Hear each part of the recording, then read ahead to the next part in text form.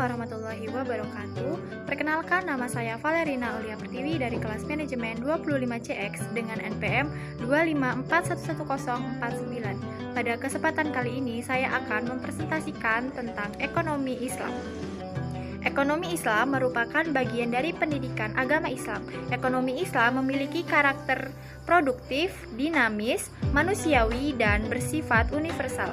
Artinya, ekonomi Islam dapat diterapkan oleh siapa saja dan menekankan keseimbangan antara kepentingan dunia dan akhirat.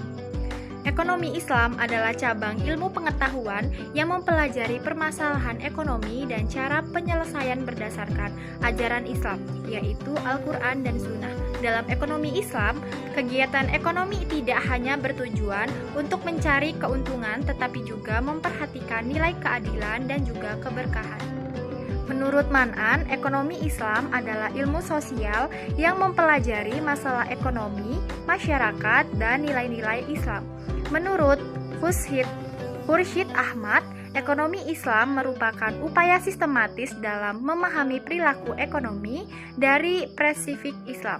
Menurut N. Siddiqui, ekonomi Islam adalah respon pemikir Muslim terhadap tantangan ekonomi berdasarkan Al-Quran, Sunnah, dan juga pengalaman. Sedangkan menurut Hasanuddin Zaman menyatakan ekonomi Islam adalah ilmu dan penerapan hukum syariah untuk melindungi manusia dari ketidakadilan dan pencapaian kesejahteraan.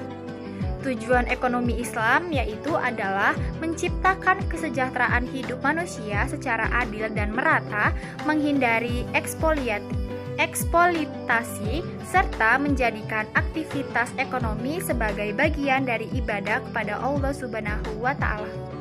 Di Indonesia, ekonomi Islam berkembang melalui berbagai lembaga seperti perbankan syariah, asuransi syariah, penggadaian syariah, BMT, dan pasar modal syariah.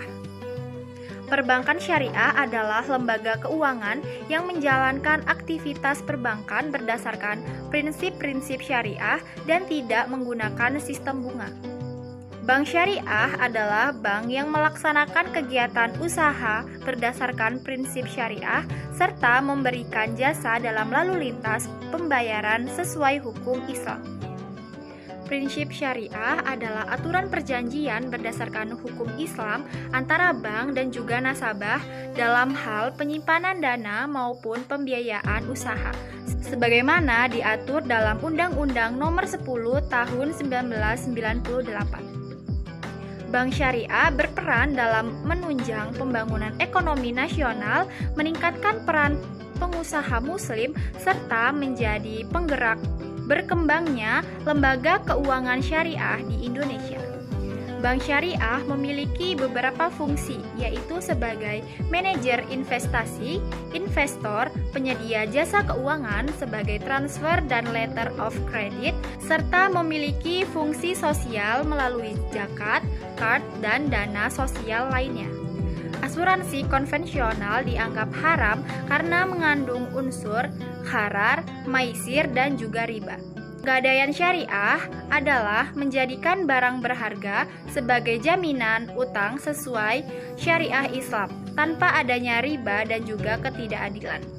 BMT adalah lembaga keuangan mikro syariah yang berfungsi menghimpun dan menyalurkan dana untuk usaha mikro dan kecil, serta membantu kaum fakir miskin berdasarkan prinsip bagi hasil.